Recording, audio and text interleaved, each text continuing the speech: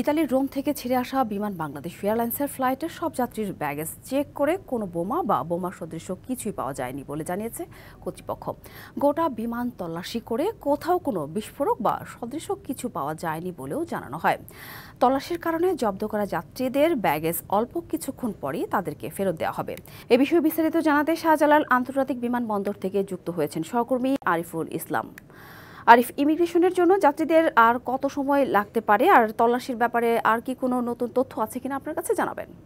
সাথী, তল্লাশি কিন্তু এখনো চলছে বিমানটিতে। তবে আমরা যতটুকু জানতে পেরেছি বম ডিসপোজাল এবং কি ডগ স্কোয়াড দিয়েও কিন্তু এখনো তল্লাশি চালিয়ে যাচ্ছে। তবে এখন পর্যন্ত সেই ধরনের যে বোমা বা এই ধরনের যে বিষয়গুলো সেগুলো কিন্তু এখন পর্যন্ত পাওয়া যায়নি। তবে যাত্রীদের ব্যাগ বা লাগেজগুলো কিন্তু তল্লাশি করা হয়েছে, সেখানেও কোনো ধরনের এরকম কোনো ধরনের বোমা পাওয়া যায়নি। এর পাশাপাশি আরেকটি বিষয় আমরা যতটুকু জানতে পেরেছি যে ইমিগ্রেশন বা বিমানবন্দর কর্তৃপক্ষ থেকে সেটা তারা জানিয়েছেন যে তারা নিরাপদে আছেন এবং কি কিছুক্ষণের মধ্যে তাদের ইমিগ্রেশন শুরু হবে, তখন আসলে তাদেরকে এই টার্মিনাল 2 দিয়ে বের করা হবে বলে কিন্তু জানিয়েছে। তবে এর পরবর্তীতে হয়তোবা এখানে যিনি আছেন কর্তৃপক্ষ বা পরিচালক সিভিল এভিয়েশনের, তাই তিনি কিন্তু হয়তোবা আমাদেরকে সংবাদ সম্মেলনের মাধ্যমে জানাবেন বলে এটা কিন্তু নিশ্চিত করেছেন। আমি একটু জানতে চাই আপনার কাছে, আপনি কি যাত্রী ভাই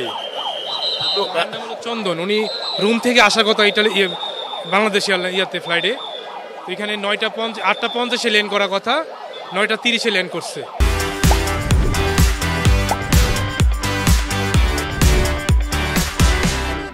পরে নাকি শুনলাম আমাকে ভাইয়ে কল দিল, নাকি বাংলাদেশ এয়ারলাইন্সের প্রবলেম হয়েছে, নাকি বোমা আমার আশঙ্কা পাইছে, ওরা নিউজ পাইছে, ইনফরমেশন পাইছে পাকিস্তানের গোয়েন্দা সংস্থা থেকে।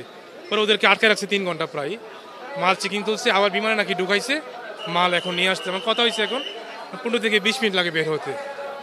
এগুলো খুব আশঙ্কাজনক, কিন্তু ফ্যামিলি জানলে তো প্রবলেম, কান্নাকাটি করবো, আমি খুব ভয় পেয়ে ফেলছি। তো ইনশাল্লাহ পুচ্ছে এখন একটু মনে একটু আনন্দ পাইছি।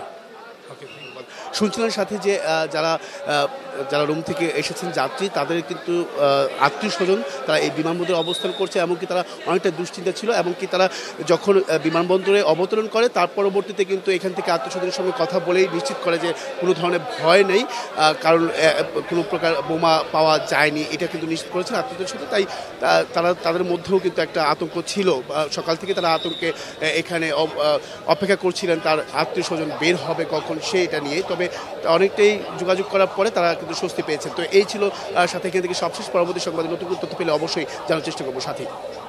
নিশ্চয়ই আরিফ, ধন্যবাদ।